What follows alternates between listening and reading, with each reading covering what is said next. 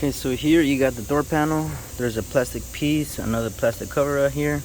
Pry it off with like a flathead or a pocket screw, and there should be 210s. Take those off, and then reach from back here, and you should be able to pull out this entire door panel, and it's all just held in by clips. And then once you have that, you'll have the door panel like this, and you want to take this and then pop it out, and then you should be able to take these off. Same thing for this one. You just pop up, and then you should be able to take this out. And then down here you'll have one connector, and that's to the window switch. And then that's about it. Take that off, and then you're gonna have this. You just pull this back, and then obviously pull these in. Get that out of the way, and then you're gonna have this connector. You just clip, push in, and you disconnect it. And then you're gonna have this clip right here. You just push these tabs in, and it should come right out.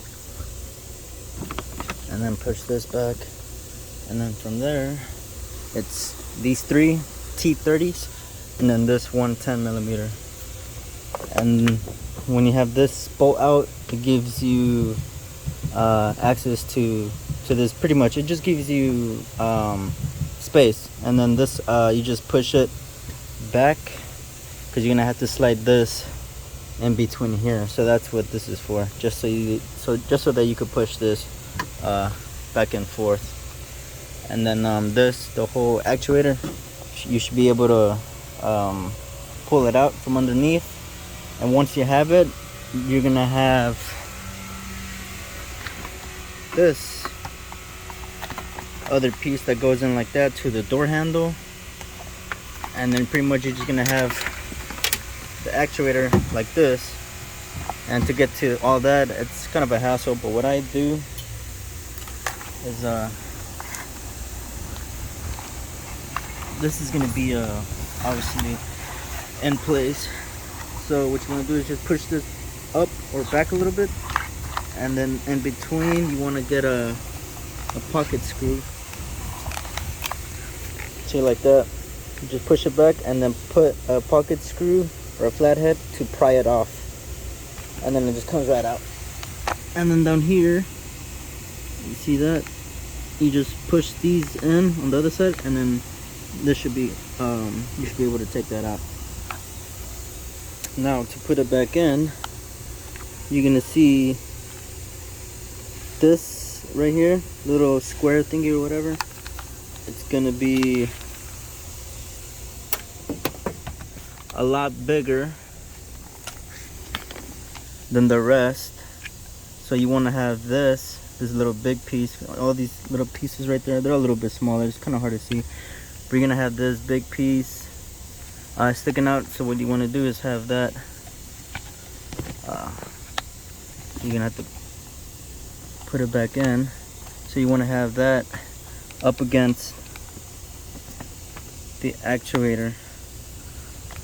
It's kind of hard to see, but you see it like that. You want to have it like that. This big piece right here up against this, and then once you have it, just twist it, and it should clip right there, just like that. See? And now it's in. Let's see if I can show.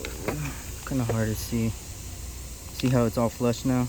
This piece was up here, and then all you did was twist it, and it should clip back in. And then this, you just push it back in. And that's it for the door lock actuator.